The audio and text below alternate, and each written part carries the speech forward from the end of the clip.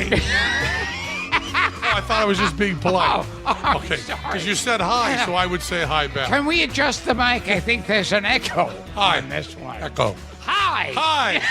Oh, damn it. I can't get this thing to work. No, it's fine. I just Yeah, wanted to greet yeah. you. It wouldn't. I mean, you're home. Yes. A fella says hi in your home. You Yes. say hi back to him. Yeah, okay. Hi. Hi. Well, hello. Hello. But I would say hi to the audience. Oh, hello. I want to say hi to the audience This too. is Gilbert Gottfried. What is it? Gilbert Gottfried's Give me this. amazing colossal podcast. You read your own intro. Hi, this is Gilbert Gottfried's amazing colossal podcast. Can you do it Our in my guest- voice? Oh, this is. Hi, this is Gilbert Gottfried's amazing, astonishing podcast. Hi, I'll start again. Hi, this is Gilbert Gottfried's amazing colossal podcast. Our guest this week is our first guest to make a return appearance on the show, which will tell you how well my career is going. He's an illusionist, a writer, best-selling author, actor, comedian, producer, and half of the legendary comedy and magic duo Penn and Teller. He's also the filmmaker behind critically acclaimed, I just took the Bobcat Goldthwait, critically acclaimed documentary Suck. Documentaries suck? Documentaries such as The Aristocrat. These are critically acclaimed documentaries that suck, like The Aristocrats and Tim's Vermeer. Oh, it was a joke. Oh, that's right. It's Gilbert Gottfried, and he represents himself as a comedian, although his Saturday Night Live career would not give you any indication of that. Or maybe I should say his stunningly funny SNL career, because then you would hear, but wait a minute, it wasn't that, so it must have been a joke. It kind of had a double-edged meaning. Well, not double meaning, a single meaning. He wasn't. It was funny. kind of sarcastic It was in a not way. really so much sarcastic, it's just inaccurate. It's kind of like if it was raining So and Penn said, and this Teller- is a nice Boy, day. it's a very nice Yeah. day. Make sure you get your umbrella. Why'd you say umbrella? Because you like the rain? No, I don't like the rain. I don't like the rain at all. It's why I say one thing and mean another. It's what comedy is. Now, comedy usually has some sort of surprise or Like if impact. I hit my head and I said, oh, my head feels great Or now. you say, boy, Yeah. that feels better than getting kicked in the ass with a frozen boot. And you say, but getting kicked in the Getting ass with a kicked in the frozen ass boot, with a that frozen doesn't boot. feel good. Yeah. His Broadway show entitled Clever, I'm spitting all over my microphone, which makes this worth a lot more on eBay. Because it really wouldn't be. It wouldn't be worth anything on eBay. Because when you come right down, Johnny Carson used to sit around and say, what's funny? And we used to try to figure out what's funny. And it turns out if you're Gilbert Gottfried, simply saying something that's not true, Yeah. that's funny. Like I watched Simple. Johnny Carson last night. No, you He hasn't didn't. been on for decades. For decades. So that's funny. Motherfucker's dead. How dead is he? He's dead as a hammer. Now you say, why'd you say dead as a hammer? A hammer's not really ever been alive, so it wouldn't really be dead. Do you have any squid material? Cleverly enough, Penn and Teller on Broadway. It's not clever. Yeah. It's a simple declarative statement.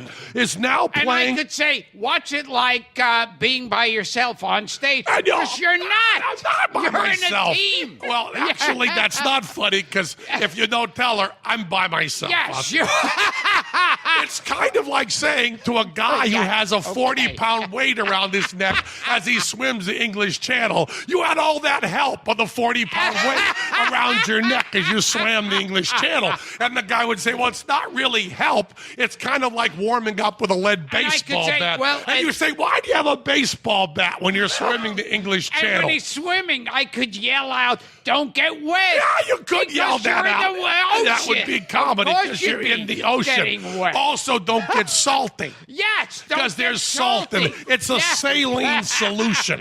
It's a saline solution. Penn and Teller on Broadway is now playing to sold-out houses, which is funny Because it's nobody empty. shows up. I was there. There was not one person in the audience. You can't even say one other person because you left. You weren't play even there. football You in could the theater. You could park cars. As a matter of fact, they gave you a little red jacket and someone gave you a 20. They gave you a 20 because you had a red jacket and a flashlight. You were holding a flashlight, which is kind of funny because it doesn't flash. No, it's a constant light. It's on. It's very funny. Unless the batteries are getting weak. And his TV so series, then it would be intermittent, not so much flashing. But in comedy, if you say something's flashing and it's actually intermittent, that's called subtle comedy. Yes. That would be like Jon Stewart. If you would say Henny Youngman, he would say flashing and the light would be off. But Jon Stewart, he would say flashing and the light would be intermittent. And that's where we've come to comedy in 50 years. We've gone from off to intermittent. His show series, Penn and Teller Fool Us, can currently, which is not true because it's on once a week, can currently be seen. So that's funny. Here, currently. This is nothing but comedy fucking gold. And I say comedy gold, and you say, well, that's funny because this isn't funny. I think Charlie Chaplin wrote that. He sure did. Charlie, the Little Tramp, one of my favorite characters. I think Groucho would have sounded like this. Please welcome a man who has been a close, which is funny because we're not, personal, which we never are, friend of mine, which we aren't, for longer than he wants to think about, which is true, and therefore not funny. Hey, PennJillette! And I'm very tall, and you're very short. Very short. See? That's funny. Double comedy. It's just a little. This is a production of Mice and Men with two Lennies. Hello, Gilbert. How are you? Wow. Now, you don't often come on a show, and right when you look in your glass, there's black shit floating. Now, we're going to hope. We apologize We're going to hope that's a coffee ground. It's a coffee. Is it walking? It's not. Actually, this is one of those. When you have food, when there's a little bit of food on your cup or plate because it's not washed properly, and that when you just poke it with your finger, it's somehow not that disgusting. But when you have to pick at it, then it's really unpleasant. This is what we call filth that I have to pick at. It actually has some texture to it.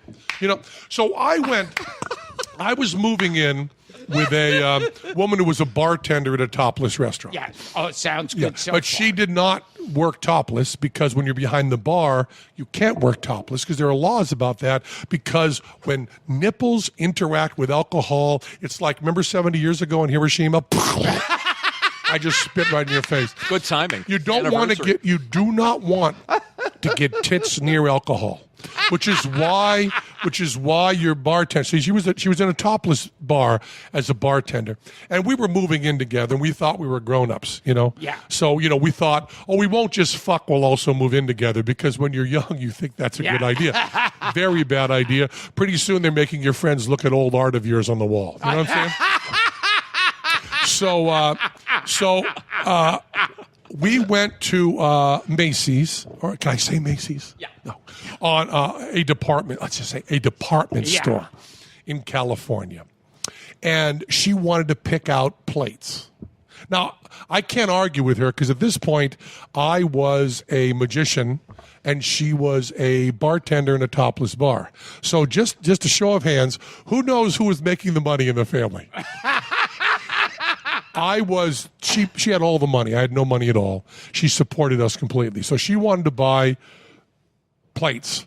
So I had to go and buy plates with her. Now, if it were my money, it'd be fuck you, we'll eat off paper plates. Yes. Better off eat off my dick. But we were going to buy plates. And I said, and this is when I probably knew that I should stick with magic and not try to be a comedian. I said to the salesperson in the plate department. And, we were in our 20s, and one of us was really attractive, and we looked like a loving couple about to go to Thailand on our honeymoon and fuck she-males. And like the two but people. You can get them cheap, so it's okay. We don't like the word cheap. Yeah. Affordable. Affordable chicks with dicks. Yeah, affordable chicks with dicks. And she was very attractive. So she said, we'd like to pick out some plates for our new house. We actually bought our house from her parents. So she was living in her parents' house. We bought their house with her money. And we're going to buy plates. And I was trying to feel domestic, but of course at that point, like now, I was a creep. So I was a weird guy, not the kind of guy you'd want to go to Macy's and pick out plates with unless you were her. And unless you were she. And, so we're there standing there. You have like Gilbert Tourette syndrome. Yes, do. And, Tyke. I wish we'd been on video, too, because that impression of Gilbert was so visual during the intro. Yeah. Well, you just have to eliminate your eyes. They miss so much. It's my impersonation of Gilbert Gottfried and Oedipus Rex, identical. I just wanted to show that it could be a little classy, that it wouldn't be all. If in one show I hear chicks with dicks and Oedipus Rex, and Oedipus is pronounced in a kind of a pedantic way, like you're going to, Amherst College, but not Princeton, but Amherst. And you say Oedipus Rex and Oedipal Complex. If you got chicks with dicks and Oedipus Rex in one podcast, I'm saying, oh, this covers the high and the low. Like Shakespeare. He talks about life and death and makes a fart joke. Oh! So we were there in the Macy's. Yes. And they're showing us plates because we're buying plates. Now, just how much do you think I have an opinion on what plates I have? Yes. None whatsoever. No. But I wanted to be funny. See, Yeah. This is the last moment I ever tried to be funny. Yeah. After that, I was just honest and let people laugh at me. Yeah. Which, Dee Snider noticed that about me, that I very rarely do sarcasm or satire or tell a joke. I simply state what I believe honestly, and then people laugh at me. That's my idea of comedy. This may have been the last time I tried to do a joke. I'm there with a very, very attractive redhead, okay? Very attractive, beautiful woman. And I'm, Sasquatch there, standing there, big and dumb with big hair hanging to my face and, ugly as the bottom of your foot. And we're standing there, and they're going, the salesman looking at me and go, well, he doesn't have money. I guess he has the largest dick in Christendom. And so we're there looking at the plates, and he said, do you know what kind of pattern you're looking for? And I said, this is what I thought was hysterical. I said, we're looking for a kind of pattern that won't show the stains. Like if there's dried egg on it, you won't notice it. Want something that won't show stains. To me, that was the funniest thing in the world. I waited for them to go. Like on a rug, you wouldn't want stains to show. Or on a white shirt when you're going out to eat spaghetti. But on a plate, you really don't want stains to be hidden because you wouldn't want to find with your fork. Like you're eating a piece of coleslaw, and then your fork goes over the yellow part of the plate, and you realize there's gelatinous egg yolk stuck there from the last cycle of the dishwasher. You were waiting for them to go, hey, he's a regular Gilbert Gottfried. I was waiting for that. He says that he doesn't want the food to be shown rather than just washing the food off the plate. Yeah. Like the plates are dirty. And they both looked at me. And then I waited a moment. I said, that was my way of signaling it. You know how George Burns would finish a joke and then use the cigar as timing, and Jack Benny would maybe just look into space. My way was we kind of wanted to, let me do the whole thing. Don't interrupt me. I want you to hear the exact timing. We were kind of looking for a pattern that wouldn't show food stains. That was my timing. And when I went...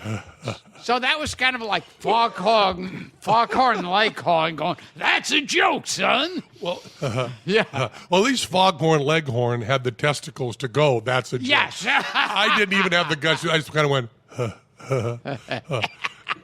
And she said, well, yeah, maybe I'll pick out the pattern.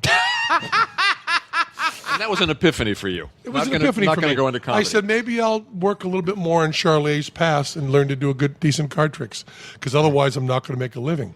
And, I'm not going to have strippers support me the rest of my life. Turned out I did. Yeah. But I was worried. Always good to have I remember being at a strip club. with me. Yeah. I mean, I want to make this very clear. We were both patrons. You went to the strip club and one of us was working. And I remember that there was a female bartender, of course, and what she would do, she wanted to get tips, and so she didn't want, so she didn't want her tits covered. So she would, when she'd lean over to ask your order, she would, with her finger, kind of pull down the top of her shirt. Like your uncle with the fart joke? Yeah, yes. Well, pull down the finger, not pull on. She'd put her finger at her shirt and pull it aside or down to show her nipple. I'll give a little shot of the nipple. Yeah. But make sure that alcohol doesn't touch it or Nagasaki. Yes. When they passed that law that in some strip clubs, if they serve alcohol, the nipples have to be covered. Mm-hmm. They got around it by putting clear tape. Oh, even better. Yeah. No, they went in Jersey, because everything's better in Jersey. In Jersey, I happen to know I have, I won't say it's a vocation, but it was a vocation at times, but an avocation certainly for banging the shit out of strippers. And so I've known many of them very, very well. They will take, let me demonstrate. Oh, see, now get the cam ready. Yeah. They will take clear nail. You're with me on this, right? You've done this. Okay, can I tell the audience Penn is now showing his nipple? His shirt is open, and he's showing his nipple. Bring your finger over here. And I'll never get another heart. I'm not touching your nipple. Frank, this is why you're here. You don't pay me enough. It's very, very hard. You were looking to monetize. Here it is. Feel how hard my nipple is. Frank is touching Penn's nipple. Yes, and with full consent. Yeah. Even in Ohio, in a college, that would have been allowed. Even if we were at Oberlin or even at Antioch College, that would have been a sexual encounter that was acceptable. I asked you to touch my nipple. Yeah. Comfortable You did. in my masculinity. Sure. Yes. That has nothing to do with what I was saying. understand. I was talking about the laws about. So Frank touched. They will your take. nipple. Now, you with me on this? Because you might want to do this when you're in Thailand. No, you'll have to touch some testicles. Yeah. Well. Yeah. We should explain that we're here with our engineer and his new bride, and they're headed to Thailand on their Yes. honeymoon. Yes. So And we we're only talking know- to imaginary podcast. For friends. me, there's one reason to go to Thailand. Yes. Right. And that is trans people. and the Thai food. Okay, so now he's licking his lip. No, he's licking his finger. You're licking. Now, Penn see, is licking he's his setting up testimony that he does not know his lip from his finger. Yeah. So when he is deposed in the Cosby trial, he'll be able to go, Oh, I have some previous information, Your Honor, that wish. shows that the word nipple and the word finger are the same to me. you take a little bit of clear nail polish. Oh my God! And they put clear nail polish on Yes. it. And then they say, officer, my nipple is covered with clear nail polish. And I know that because one of my girlfriends in Jersey, when she would come home from work, my job was to gently put the acetone on her nipple to get off the... That would make a great movie. Sort of like The Dresser Yes. with Albert Finney. I think what he means is you take the 5-second process of putting acetone on the It needle would be a short. and slow it down Yeah. to an hour and a half. Or it could be a Three Stooges short. Yeah, 20. Ba-bum, ba-bum, bum, ba-da-bum. And the stripper could go, Are you sure you three guys know what you're doing? That could have been someone's job. You think that was someone's job at the club? It was my job. Right, but you were in a relationship with her. I mean, but someone at the club actually had to take Relationship? The Relationship? You think it was a relationship? The laminate? If you are taking you're using acetone to take nail polish remover off the nipple of a woman in Jersey, we don't call that a relationship. Okay? In Thailand, that's a legal marriage. Speaking of the podcast not being heard for 40 years, what do you make of this news that the day the clown cried is going to find its way into circulation? I only find the headline. Yeah, 10 years from now. Is there a 10 years from now? Yeah. And is the movie cut? Is it?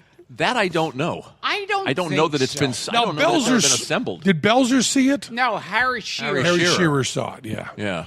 And have you read the script? You don't read. I've glanced through this. Someone sent me this. Yeah, it's available. The script is available online. For those of you who don't know, you shouldn't be listening to this podcast. That's right. So I don't think we've ever talked about it though on this Jerry show. Lewis is a clown in Germany, and he gets. Okay, we'll get to the movie. Yeah. Well, yeah. Helmut Durk. Yes. Yeah. And he As a matter of fact, I auditioned for Ishtar. Oh, That's a scoop. I auditioned for Ishtar, and I went in with Elaine May. She directed it. Yeah. Right? Went with Elaine May, and she said to me, it was with the producers, this is very much like the story of I want a plate pattern that doesn't show stains. Oh, yeah. And she said to me, we're doing this movie, Ishtar, and you've got your pages. Let me just give you a little bit of the backstory. Warren Beatty and Dustin Hoffman are washed-up entertainers. I said, it's a documentary. And there was not a smile in the room. There was not the slightest twinkle of a grin. They just went, and I went, which is my trademark, when a joke. And I mean, it just went nowhere. And they barely auditioned me after that. They were really pissed that I made that joke. What part were you auditioning for? Was it Jack Weston's part? Or I don't know. I don't remember. That. You have the movie memorized. Well, we had Paul Williams on the show a couple of weeks ago, and he wrote all those crazy songs for the movie. The intentionally bad songs that they sing.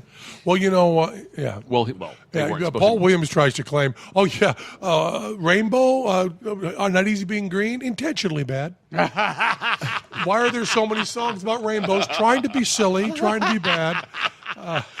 Rainy days and Mondays always get me down. Just a howl and how bad it was. Just slapping at the table and how fun. That's a howler. It was a challenge for him because the songs were supposed to be. I know. I know. Yeah. And I know Paul Williams. Yeah. I don't call him Paul. I call him Lanky. That's my nickname. Lanky. Because when like it. I met him, he's got his the woman he's on with, Tracy. Yeah, Tracy Jackson. Tracy Jackson. He's on with. And I walked in, and Neil deGrasse Tyson was also there, and I know Neil for a while. And Neil and I were standing there, and then Tracy came in and said, "Goodness, Penn, how much weight have you lost?" And I said, over 100 pounds. And she said, "Wow, you look lanky." And Paul Williams said, "My whole life, I've always wanted to be called lanky." And I said, "For the rest of my life, I shall call you lanky." That's sweet. So we then went and did the podcast, and every time I had to refer to him, I would say, my friend Lanky, who I've known for years, and Tracy would always try to jump in explaining why I was calling him Lanky, and I would never let her. And I wanted people to just go, "Lanky? Huh? Why would you?" So anyway, Lanky was talking about Ishtar, and I don't know what part they had, because I'm telling you, they were pissed off. That's interesting. They were pissed off, and that seems like the obvious joke to make, doesn't it? Yeah. You wouldn't be pissed off by that. You'd think someone like Elaine May would have a sense of humor about something like Well, that. Elaine May was great, right? What did she do that was good? Oh, well, Nichols and May. Well, Nichols and May. Do you know a Penn Heartbreak moment I had? Oh, good. Now we're using Penn moment as a term when you say something that's When not you funny. say something that's not funny. Good. I hope that catches on in the nomenclature. I was on the Tonight Show, and Harrison Ford. With Johnny Carson? Yeah. No, with Jack Parr. And Harrison Ford was on, and he said, I'm a big fan. I loved you in The Aristocrats. I love dope. And I can't... and I can't leave well enough alone, rather than just say, "Oh, thank you." Yeah. Which would have been a fine response. Yes. Now, is this on the air? No. They're backstage, and I shook his hand, and I go, "Oh, thank you." And you are? Uh-huh. And it was basically, all it needed was a...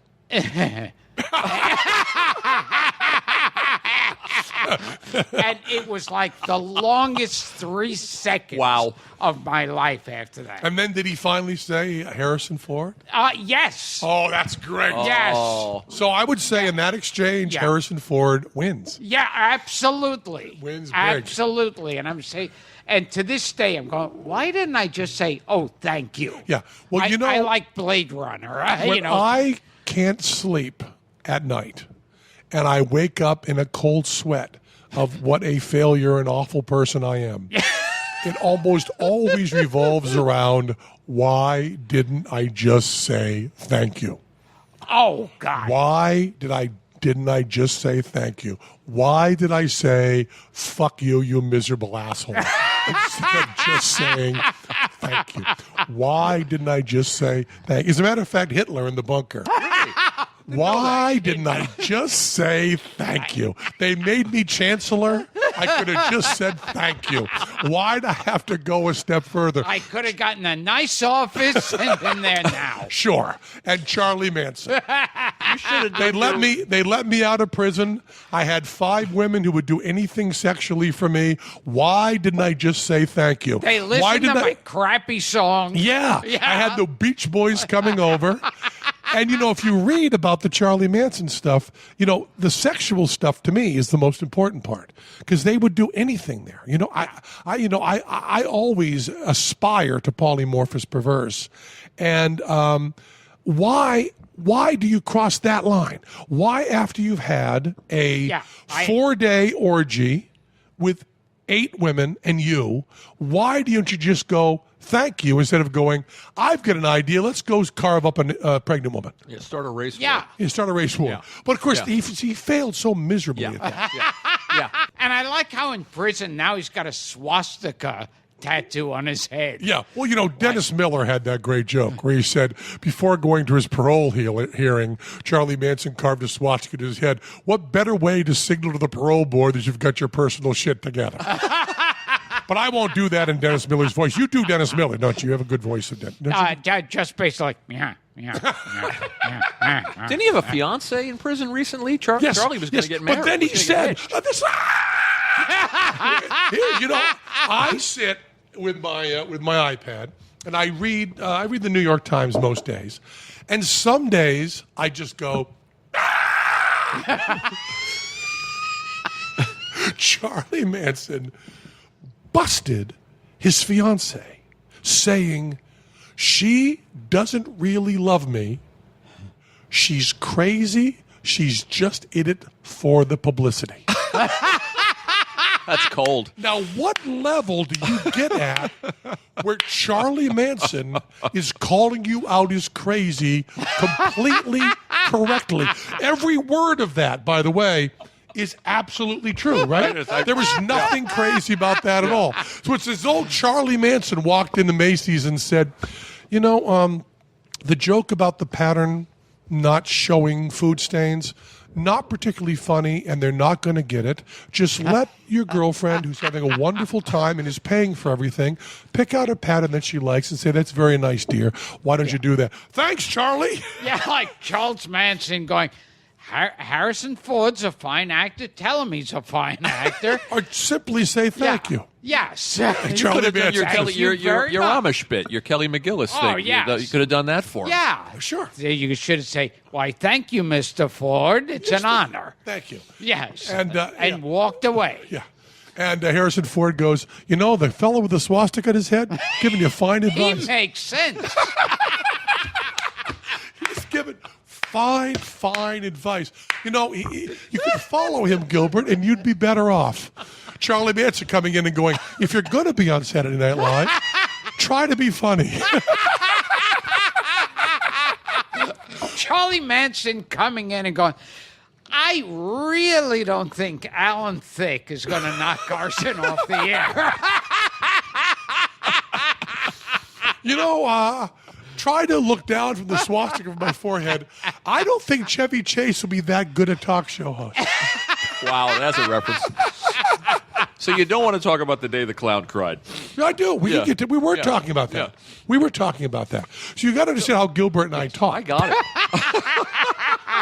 Can you demonstrate how I talk? Yes, I can demonstrate how you talk. You want to talk about the day the clown cried? So Jerry Lewis, a Jew. Gesundheit. I say Gesundheit after I say a Jew because it kind of sounds like a shoe, which means I sneeze. And then saying Gesundheit because that's German for to your health, which actually is not as polite as people think because Gesundheit is actually saying we think you're some sort of fucking leper who's sneezing all over the place. So now he's hitting the mic. He's got the mic move. Yeah, he's got it. He's good at that. So you're saying is a Jew. He is a Jew, Gesundheit.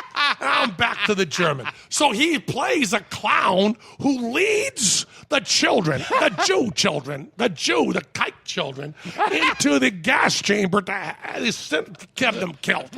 And this is supposed to be his opus, his major work. It's the day, see, the clown cries because he made such a shitty movie that it's breaking his heart. How much did you read of it? Did you read the whole thing? Yeah. Okay. Yeah. You're really the scholar. Apparently, he changed the script. I mean, he added the slapstick. The script was a more serious attempt. But he wrote the script. No, it was written by two other people. Oh, yeah. Jesus. Yeah, a woman and a man. And one with a swastika in his head. And as the story goes, he added funny. Excuse me. I may have a swastika on my head, but I don't think that a movie about a clown leading Jewish children to their death during the Holocaust will be a big seller. Good idea, Chuck. Well, you guys are Jerry fans and Jerry Yes. aficionados. Why do you think he would, after burying it all this time, why do you think he would suddenly, by the way, with the provision that it not be released for 10 years, after which point Jerry will be gone? I think Jerry at some point has to, feels he has to, as the kids say, own it. Yeah. I think it's been so underground. I would bet that someone is in his ear, like Belzer or one of the people that he likes and respects, telling him that. You know, I've told this story many times, won't tell it here, but, you know, I tried to be a little cynical and analytical about Jerry Lewis. And then I met him. And, you know, those childhood hero things, you just completely melt. But I do have one observation. You can do a Jerry Lewis impersonation. Oh, yeah. The serious Jerry Lewis with the imaginary lozenge, right? Yes, with as a filmmaker and an artist,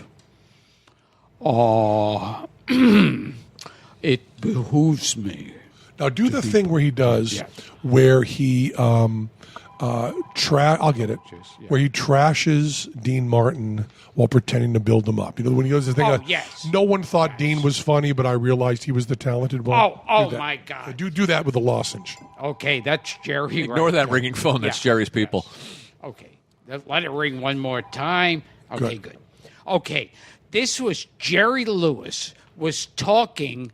He was like saying he was defending Dean Martin. And this is fabulous. And he was totally serious. And he tells the reporter, goes, now, when Dean and I were together, and he takes out a scrapbook, and he goes, Dean was ignored, like this review in the Times. Jerry Lewis is a creative genius, and nothing about Dean.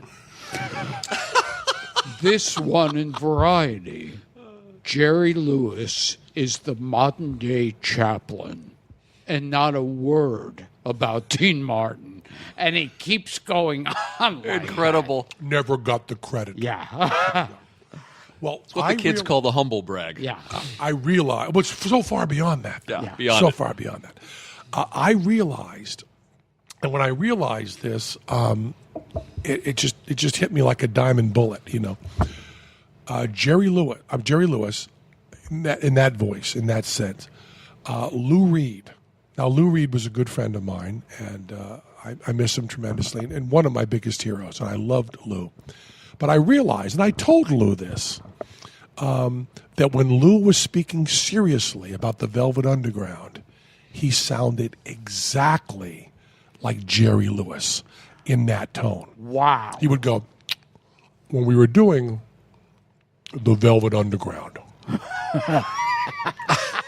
people did not realize the brilliance of John Cale. They would talk about Lou Reed's songwriting, Lou Reed's guitar playing, Lou Reed's singing. Not a word about John Cale.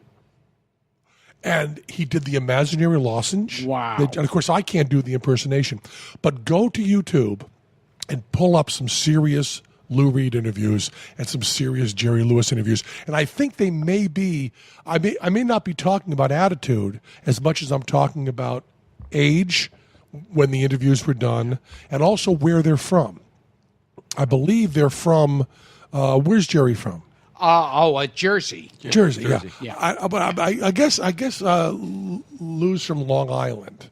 But I don't know. The accent sounds identical to me. So maybe a very similar culture.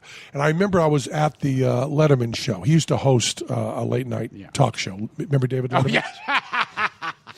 We now live in the post-Jon Stewart, post-Letterman amazing. age. Post-Leno age. Yeah. And I was at the Letterman show. And I was there with Lou. Lou was appearing on the show. And I was there just as a buddy, the kind of buddy that undermines you by saying mean, wicked things. And I was telling the writers at Letterman, talks just like Jerry Lewis. And everybody was going, yeah, he really does. Once you hear it, you can't unhear it. Now, did Lou Reed ever say, when I was with the Velvet Underground, there was not a word about Dean? Dean Martin, nothing. Then Charlie Manson comes in and goes, Dean Martin wasn't in the Velvet Underground. It's funny how often Jerry comes up on the show, and almost every guest, after we've had the laughs, like with Leonard Maltin, reveals that, and you too, that he was a hero, and that even when you're in his presence now. Because I always will make jokes about Jerry Lewis. Has he ever seen you do your telethon bit? No. But I You know how we can tell that? Because your legs aren't broken. Yes, yeah, exactly.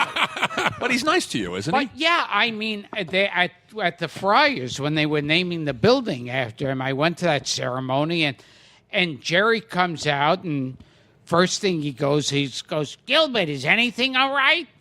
And I can't believe I'm like the first person he talks to. I was amazed. And then, like, he's there, he's like yelling out stuff when they're speaking about him, like just dumb shit. And then he'd laugh at his own joke, and he reached back and squeezed my hand. And I thought, Show us your hand? yeah. We fought earlier that nipple and finger are the same to you. Yes. Oh, nipple and lip. But he grabbed my hand, squeezed it, and I thought, oh my, this is like electricity. It was amazing. And I've told this story before, so I'll tell a slightly briefer version. I haven't told it on your podcast. But I was backstage with Belzer, Provenza, Stephen Wright, and one other person. And we were backstage at the Montreal Just for Laughs Festival. And Jerry Lewis was coming in that night to speak. And we were way at the end of the hall. So the stage door is at one end, and we're backstage at the hall at the other end. And the 4 or 5 of us are clustered around there. And I have gotten on my high horse. Oh, yeah. And I'm saying, we're all excited about Jerry Lewis coming in here. And Jerry Lewis, I mean, what do we got? The stuff with Dean Martin is brilliant. 18 months of the biggest stars in the world. And then essentially just a guy doing Percodan and just a self-righteous, pompous, talentless fuck. And we all still kiss his ass and blow him and pretend he's a big, big star. And he actually had 18 months in the 50s and he was good. And you guys are all excited about him coming backstage. And it's just total bullshit. I mean, we should not give respect to a washed up drug addict. At that moment, at the other end of the hall, the door opens. Jerry's standing there, and Jerry looks to the end of the hall and goes, Penn and Teller, and I'm dangerously near you. And he walks across the whole hall, and he gives me this hug. And I start crying uncontrollably. I mean, not just a little bit of tears. I'm sobbing. And I'm saying, Jerry, the greatest comedian that ever lived. You're the biggest influence in my life that I've ever had. I mean, I love you. I just love you, Jerry. And he goes, well, thank you. And I go, I mean, every movie you've ever done, and you're still as great today as you ever were, and I just love the stuff you've done. I just love you, Jerry. I just love you. My mom and dad and I would go to your movies. No one means more to me in the world. And Jerry goes, well, thank you, because he just said thank you, not who are you again. And Jerry walks away, and I'm standing there. I mean, it's not a little bit of moisture in the eyes. It's full tears running down my cheeks, and my glasses, with that sprinkle you get when you cry, explosively, my glasses are covered. And I'm watching him walk away. He walks over to tell her, and I'm standing there dumbfounded. And then suddenly, reality rushes back, and I turn around, and I look Stephen right in the eye. And he looks at me, and I realize he is looking at pure, unadulterated evil. And I look at Belzer, and they're looking like they have never seen pure hypocrisy and pure lying hate. They just think we've just watched him trash this person mercilessly, and now he's crying and hugging him. I have never seen such pure evil up this close. And they're just looking at me, and none of them says anything. And they're not even smiling. Because, you can laugh at a certain level of hypocrisy, but another level, it gets to Donald Trump. You're just dumbfounded. Yeah. And I go, I didn't know I was going to react like that.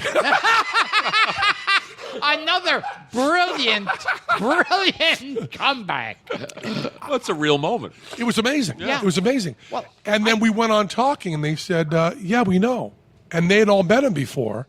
And I said, all of that I said, even when I was telling the story, I can no longer feel it because I met him. And then, I've flown on a plane with him. And when we were landing, he put the cup in his mouth and did all that. And I have never felt more like I made it in show business than when Jerry Lewis looked me in the eye and said my name. Harrison Ford. Yeah. And I know it's like, because I always do jokes making fun of him. And anytime I've met him, I'm 5 years old, sitting with my parents watching The Nutty Professor. I know. Yeah. It's like I'm transported back in time. It's more than that to me. I'm begging my parents to take me to the movie again. Yes. Yes. Because, my mom would not see a movie more than once. My mom had a book, and my mother, if there was a movie on in 1971 on TV, an 11 o'clock movie or something, and my dad was excited about watching it, she would go back to the book and she would say, Sam, we saw this in 1948. And my dad would say, I remember nothing about it. My mother would say, me neither, but we've seen it. We're not going to watch it again. She kept a diary of all the films that she had seen. So do I. I. Wow. So do I. Wow. But my mother, that's cool. And even now, when I start to watch Taxi Driver again, I think of how horrified my mother would be. Oh, yeah. My mother, especially as she got older, hated old things. She just wanted things that were new. And she hated antiques. She hated all that stuff. And she hated reruns. And I remember when we were doing Sin City Spectacular, the Penn and Teller show in the 90s, toward the end of my mom's life. My mom died the first day of 2000. So this was like 90, this is where I need Glenn, 95, 96, we were doing this. And we had been doing Sin City Spectacular, which was a big deal. It was Penn and Teller's Sin City Spectacular. It was on FX Network. It was, a real show that we were producing and writing and starring in. And we had done our 22 episodes. And it was the first week of repeats. And I called my mom the next day. And I said to my mom, well, our show was on last night. And she said, yeah, your father wanted to watch it, but we've seen it. So we watched Christopher Reeve doing Rear Window. Oh, that's so funny. And I said, but Mom, you saw Rear Window. And she said, not with Christopher Reeve. And I like him. He's such a good-looking man. I said, he's in a wheelchair. He broke his neck. And she said, well, we've seen Sin City. Oh, Unbelievable. That was the end. Yeah. My dad would want to watch video of his son over and over again. And my mother would be, he's wonderful, but we've seen that. Oh, here's something I wanted to ask you that's off the topic. But I've never been able to speak to the dead, unfortunately. Of course you can speak to the dead. They just can't speak back. Yes. Try it now. Say something to Bella Lugosi. Now, can you show me how to speak to the dead? Sure. Yeah. Hey, Bella. That's all you got to do. But what are some of the tricks to talking to the dead? When people go, there's many different levels. Yeah. Because one-on-one is very different than a group. I'll tell you a story that of John Edward, and this is secondhand. A friend of mine, Jeff McBride, told me this story. But he was playing, and all of this, all the details are important. John Edward was doing the showroom in Atlantic City, so over 1,000 people, maybe well over, a few thousand people. And he's going to do readings. So he comes out with a microphone, Jersey, okay, Atlantic City, and he says, does grease mean anything to someone in the audience? Does grease mean anything to someone in the audience? And somebody raises their hand and says, my mother just passed away, and she loved that movie.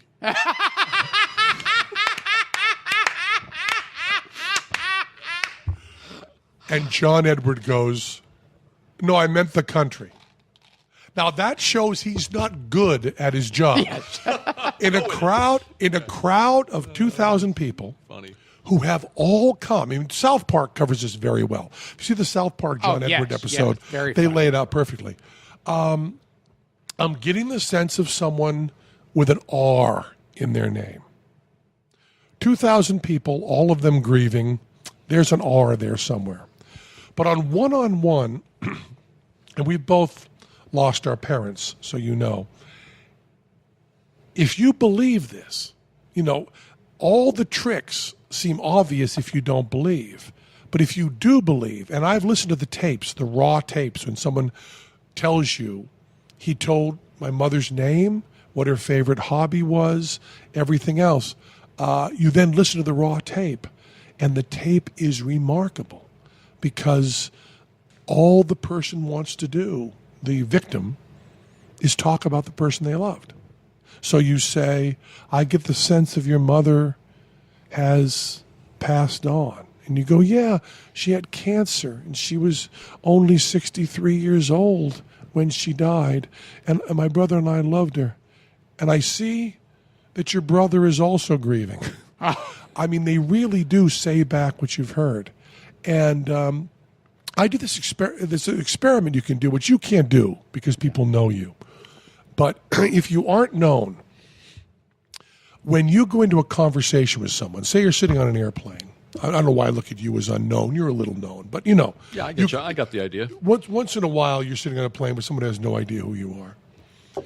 And when you sit next to them, if you decide to engage in a conversation, and all of us fly enough that we probably don't. We probably pull out a book and pull out our iPad, and we don't interact with the person. I haven't flown in 12 years. Is that true? But I get the idea. But if you were to fly, many people for whom flying is a special deal are excited. We'll talk to the person next to them.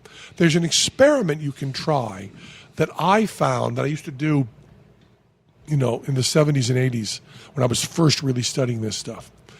When you go sitting next to a stranger, if you look at what your mind is doing, your mind spends all this time trying to establish what you are going to say and what image you want to project to that person. If that person is possible business for you, possible sex partner, possible flirting, possible friend, you're representing a different thing. And how you want to be seen and how you're feeling that day. So as I'm talking right now, in this very artificial environment of having microphones in front of us, you're constantly listening to every word and seeing if there's some hook you can get or some joke or somewhere you can go. But even in a less charged situation, you're still doing that. I used to try this experiment of sitting next to somebody and saying, I'm going to try to do nothing but get all the information possible from them in as short a period of time as possible.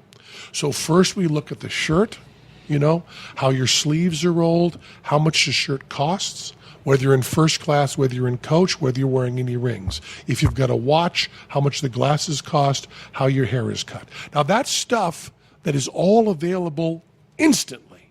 And yet, if you're thinking about yourself, you don't really get all of it. Your hand gestures. No, I mean, studying body language, and this means you're closed off, and this means you're open. I mean, just the stuff that's meant to be told. Like you telling me you're listening to me, and you get all that stuff. And then have them talk.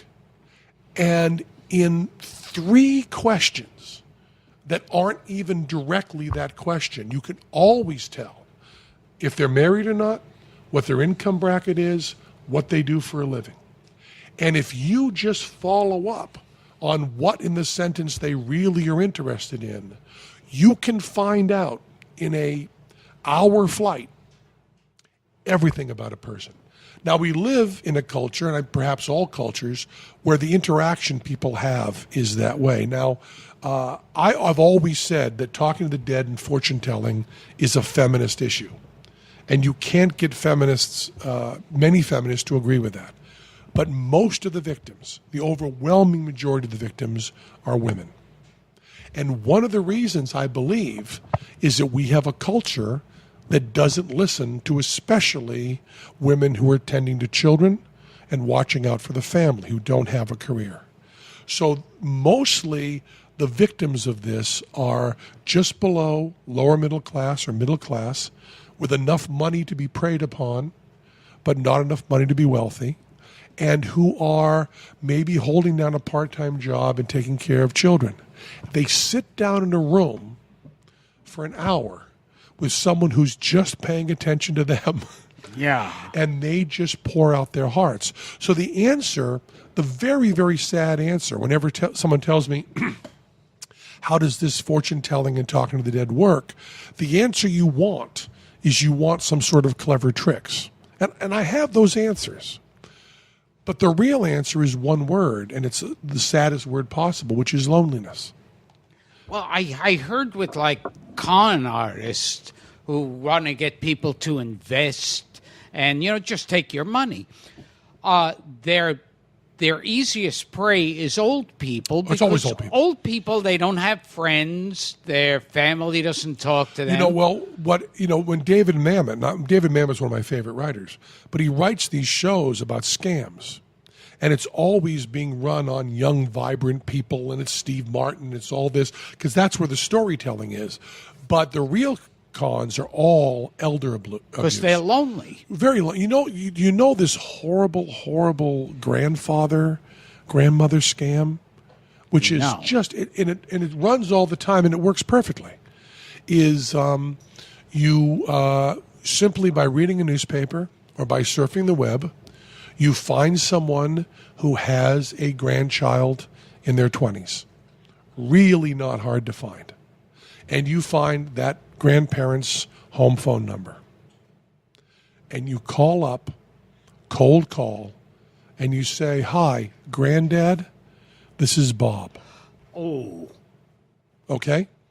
And with bad hearing and with bad memory and a lot of grandchildren, and you have the name, they often don't make the voice. And then you say, "I was traveling and I got robbed and I can't get in touch with Mom and I need $1,000 right now. Can you wire it to Western Union in Wyoming right now?" And they say, "I don't know how to wire money." And you say, "Well, let me tell you how to do it. Here's what you do. Take out your credit card, do this."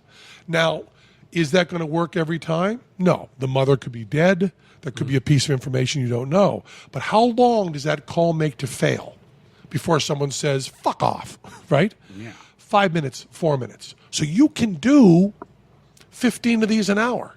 And you get one on the hook and you've got $1,000. And it's just loneliness. And and then the mother calls up a few days later, or maybe sadly in our culture, a week and a half later, And the grandparent says, Bob called and he was in Wyoming.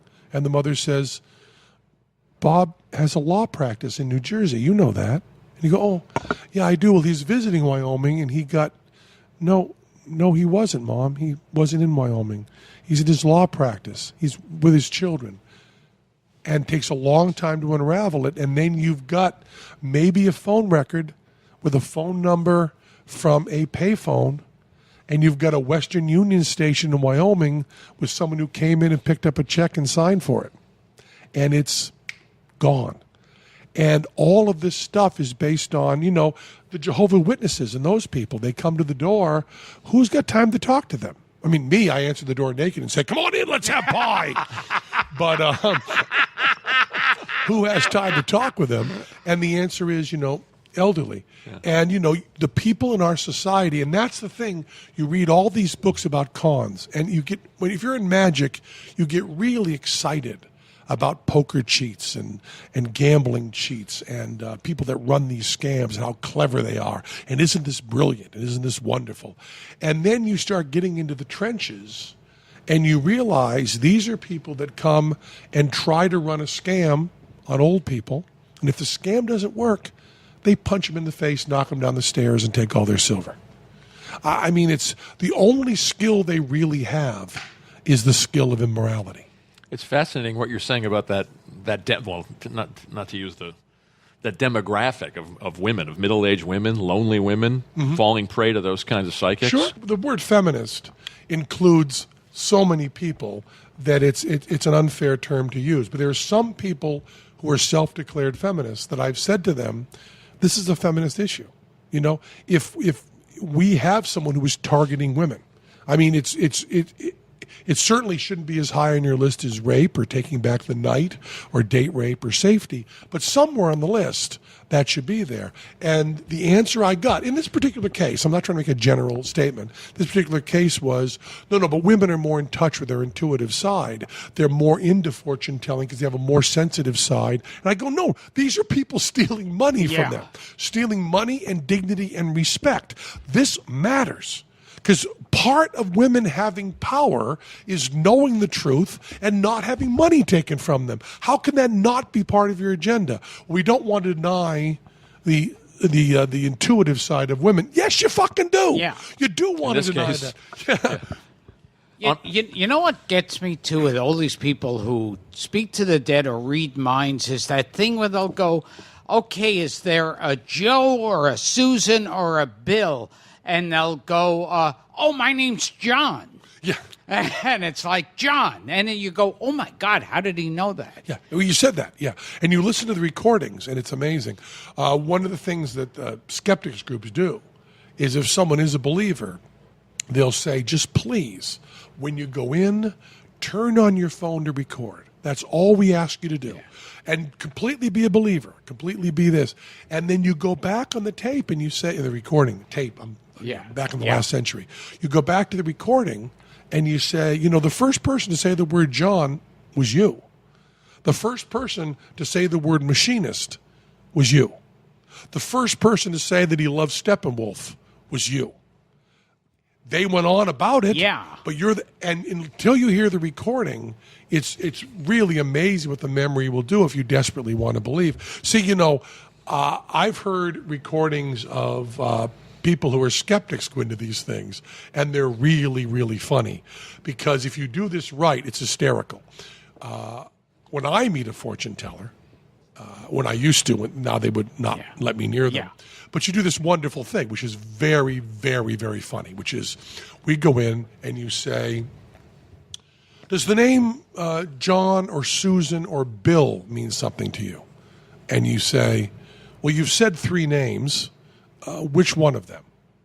And what would it mean to me? And then you say, someone passed recently? And you say, this is interesting because what you said was a statement, and yet you asked it as a question. Are you saying someone passed recently? Or are you asking me if someone passed recently? Because if you are a hard ass, that's what you do, and they got fucking nothing. Nothing. And that's the thing they do. There were 5 people in your family, Now, everybody has 5 people in their family. Everybody. Because mother, father, you, and a couple grandparents. Your 2 sisters, your brother, you, and your mom, because dad wasn't around much. Whatever you can do, you can alibi 5. Someone always has a problem with their left knee. My favorite one that works is a cold reading, which is amazing because there's an overlap between cold reading and poetry. And then in poetry, we're looking for universals that we don't know are universals. In stand-up comedy, we're often looking for universals. I mean, Seinfeld is looking for universals that we don't know are universals. What is it with these? That's what he's looking for. And so you can do stuff like this, Gilbert. I see you as a young boy, 8 or 9 years old. You're in grade school. And you're with the other children. But in some sense, you're alone. You're feeling totally alone, and yet you're part of the group. You laugh with the other children, they talk with you, but there's something that keeps you a little bit separate. You're outgoing, you like to be the center of attention, but there's part of you that you hold to yourself. You're ambitious. You're a very ambitious man, Gilbert, but you haven't really done exactly what your potential would lead you to believe. You're very loving, but there's a part of you that you cut off from yourself. All I did there, all of that's true, by the way. Yeah.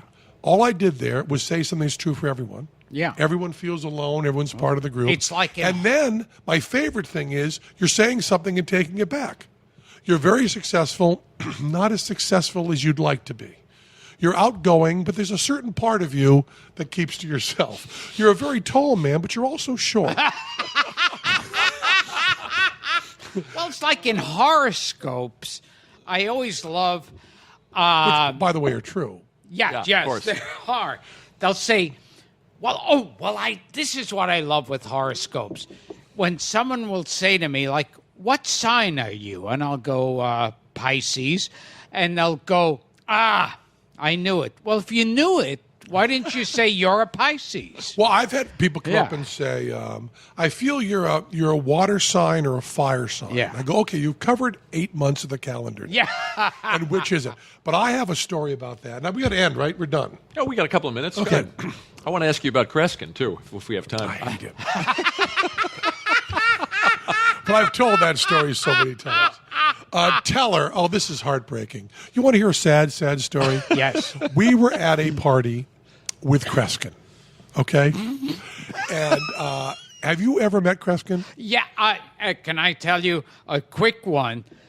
I ran into Kreskin, and this is the second time. So hoping you were driving a car. I saw him, and we shook hands, and he goes, "Oh, Gilbert, where did we meet before?"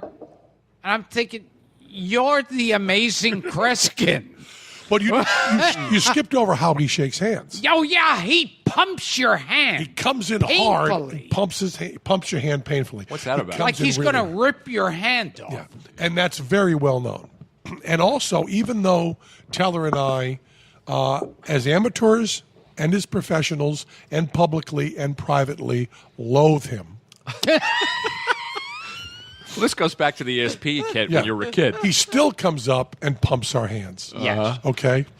So Teller walks into a room because, I love Teller more than anyone in the world. And Teller comes into a room and Kreskin's on the other side of the room. And Teller looks over, Kreskin looks at me, and he walks over to the table, right? And he comes back over to me and he goes, "Ben." And I go, "What?" And he goes, and he glances down at his own right hand. In his right hand, palmed, beautifully palmed, he has a chocolate eclair.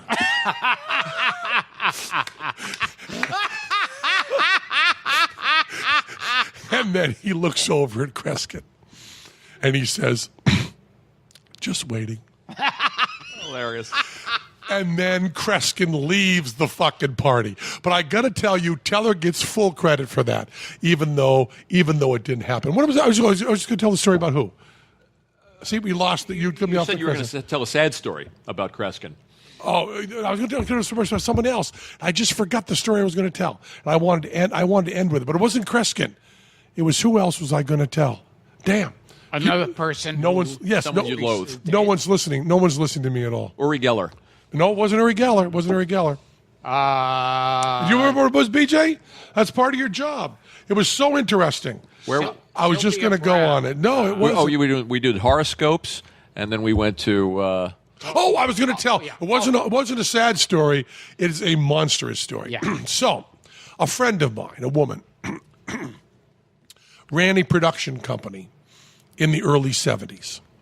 And at my begging, she booked Bruce Springsteen to play. Now, Springsteen was not well known. She booked Springsteen to play. This is before Born to Run. And it was going to be a concert, and she had me open for Bruce Springsteen. I had a 2-person juggling act that did also clowning, and I was going to open for Springsteen. And then I had to do a thing with Ringling, and I couldn't be there that week, and I changed everything around, and then Springsteen canceled, and Richie Havens went in there. So I was going to open for Richie Havens. I was going to open for Richie Havens, not Springsteen. And this was amazing because I was a street performer and a circus performer, and I had never opened on a real stage. And this is in Jersey for about 1,200 people, which might as well have been Madison Square Garden. 1,200 people when we're the same age. So you can imagine in 74, opening a theater for 1,200 people is a big, at least for me, a big fucking deal. And Richie Havens in 74, this is just 4 years after Woodstock came out. Big star, and he's there with his band, and I'm going to be the opening act. I got hair down on my shoulders, and I'm wearing a certain amount of clown makeup, and I'm going to juggle, right? And I'm with my juggling partner, and we are going to, and all I got to refer you to is Elbert Brooks' Memoirs of an Opening Act to know what it's like opening for Richie Havens. And that record, by the way, is already out, and I know that I'm going to go out for that kind of audience. So I am jacked up to high heaven, and my partner at the time is also jacked up because he believes that we're going to open for Richie Havens, and within 3 weeks we will be headlining at all these kinds of places because they're going to absolutely love us. And I am that kind of jacked that people like me get and still get opening on Broadway. But when I was 22, 21, I was bouncing off the walls. I mean, no one had more energy than me, and no one was more. So we got our little 10-minute set we're going to do. And before the show, before we're going to go out, they tell us we're going to come backstage and meet Richie Havens. We're going to meet Richie Havens. And I'm, wow. Because I, at this point, have not met anyone in show business. So you're in New York, so you knew somebody in show business. I always say the first person I met in show business was me. We had carnival people come through our town, but I never met one person who played in a band. I never met one comic, one juggler, one magician. My whole time growing up, till I left Greenfield, I never met a single person. So I had never met Richie Havens. I mean, really was meeting Brando at his peak for me. I mean, this is a big deal. But I'm an asshole, and that also figures into the story. So there's a green room backstage, which I thought was just palatial. It's real show business. And I'm going to meet Richie Havens. And we open the door, and it is it's Cheech and Chong. It's the most marijuana smoke and I never smoked dope in my life. So it's astonishing to me how much marijuana smoke. And there is Richie Havens. And Richie Havens, who did a record that was just each astrological sign. He did a song for each one of them. He is holding court. And he is telling them about each astrological sign.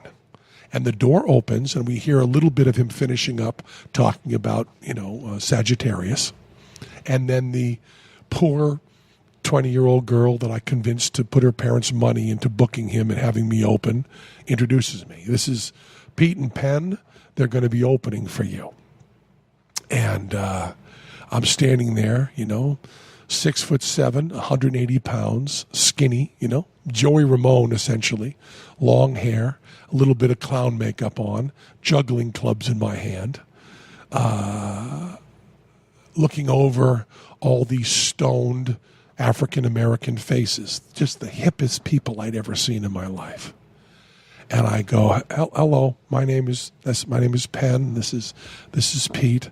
Very nice to meet you, Richie. And Richie goes, see, you can tell a lot from just looking at somebody. Like, what'd you say your name was? I said, Penn. He said, Pat,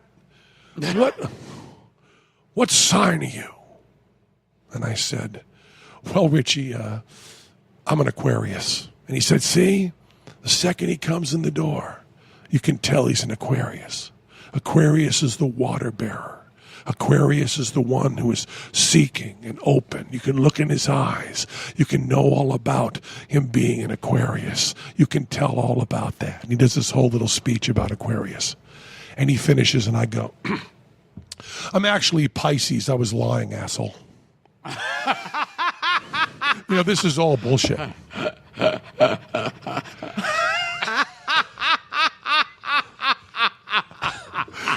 And then a guy with a swastika on his forehead comes in and goes, don't you understand? You're opening for him. Yeah.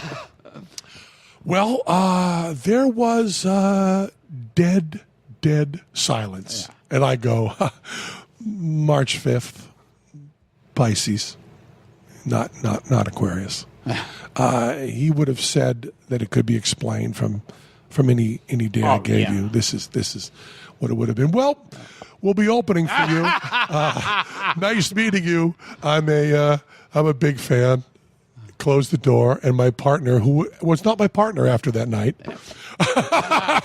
said, you just call Richie Havens an asshole? I said, well, no. He said, yes, you did. I said, no, I was making a point about astrology. He said, no, you said asshole. Look Richie Havens in the eye, who's letting us open for him, and said, no, asshole, I'm a Pisces. You also lied to him and embarrassed him in front of his entire band. I said, well, my point was about astrology. He said, no, your point was Richie Havens, who's given us a break, who's just letting us open for us. You're an asshole. I said, well, I guess, yeah, I guess kind of. And then my partner hated me, and the woman who booked us hated me, and Richie hated me. I still believe his band secretly loved me. Maybe one where you should have just said thank you. Yeah. You know what I love as far as fortune tellers is my favorite with tarot cards. There's the card of death. Yeah.